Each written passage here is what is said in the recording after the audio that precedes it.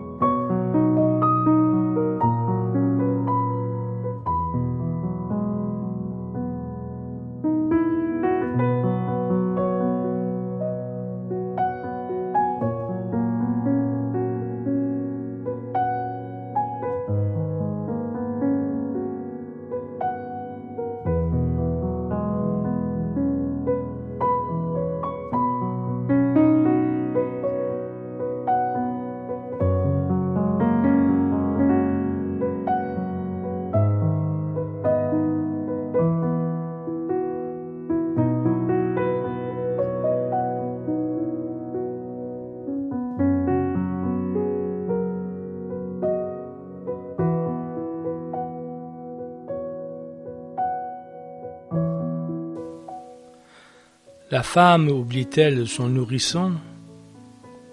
Oublie-t-elle de montrer sa tendresse à l'enfant de sa chair? Même si celle-là oubliait, moi, je ne t'oublierai pas.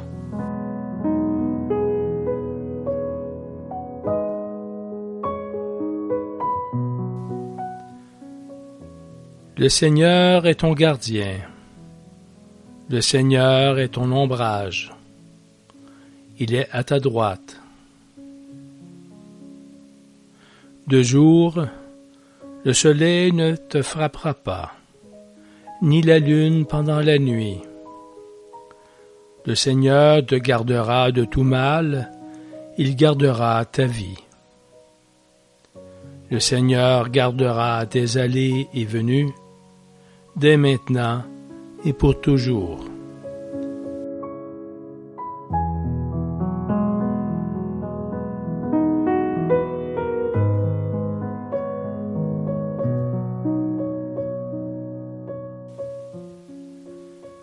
Quand j'aurai été élevé de terre, j'attirerai à moi tous les hommes.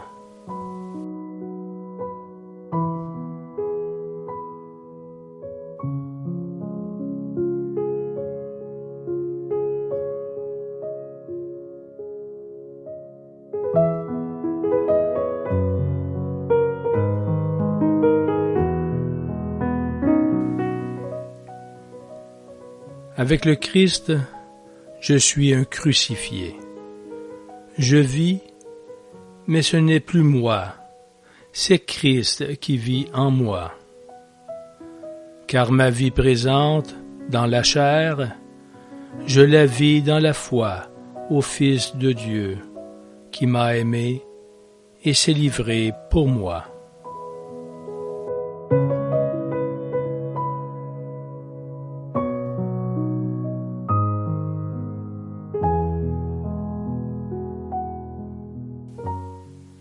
Et moi, je suis avec vous tous les jours, jusqu'à la fin des temps.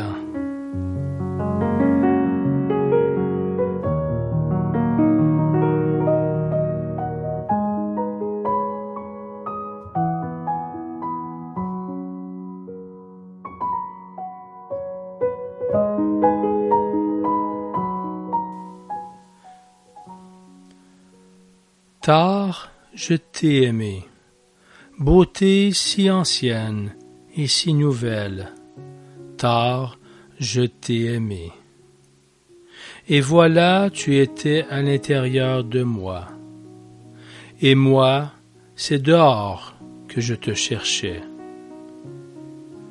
Et moi, moche, j'ai sauté sur les belles choses que tu avais créées. Tu étais en moi et je n'étais pas avec toi.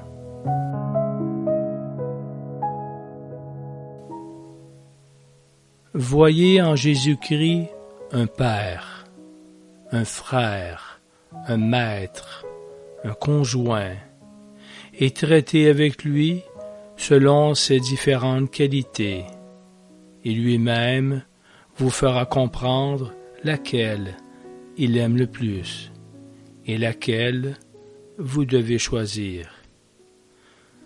Ne soyez pas si stupide pour vous en passer.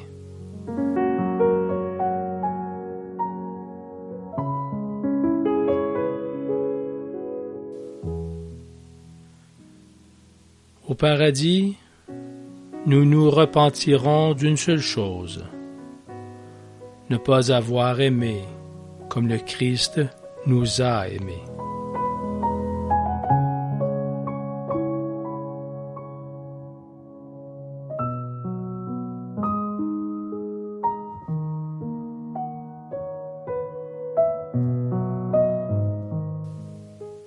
Personne n'a jamais autant considéré l'homme, de penser que Dieu l'a aimé, et l'a aimé au point de mourir pour lui.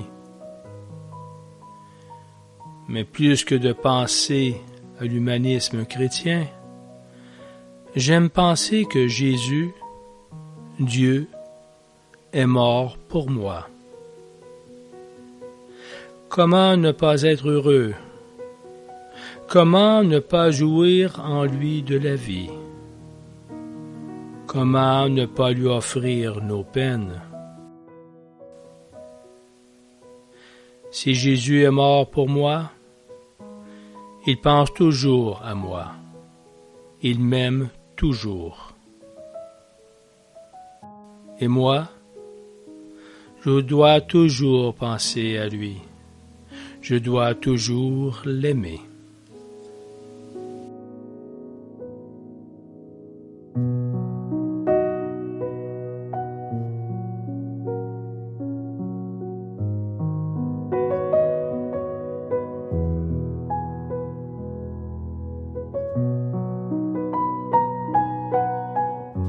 Beaucoup de mes collègues à l'époque du communisme étaient communistes.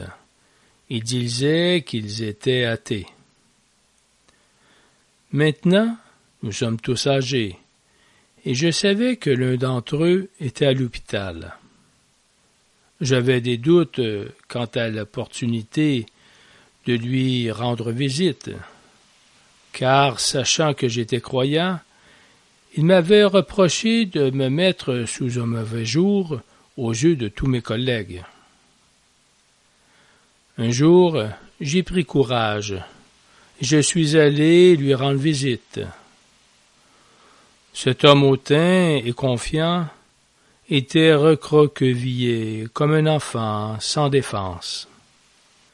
Dès qu'il m'a vu, il a dit qu'il avait espéré que j'irais le voir.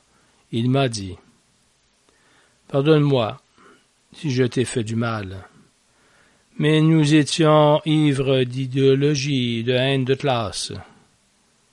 Tu étais un ennemi, parce que tu n'étais pas avec nous. Maintenant, je vois la vie et l'histoire différemment. Lorsqu'on a appris la leçon, il est temps de partir, et on n'a plus le temps ni la force de le dire aux autres. » Il m'a demandé si je pouvais l'aider à parler à un prêtre. Il est mort tranquillement. Avec sa mort, même sa famille a trouvé une nouvelle harmonie.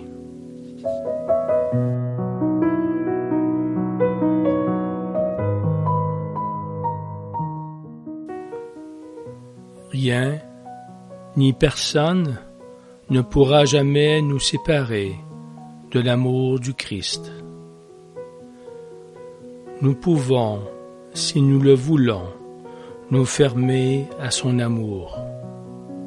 Mais, même alors, il n'arrêtera pas de nous aimer.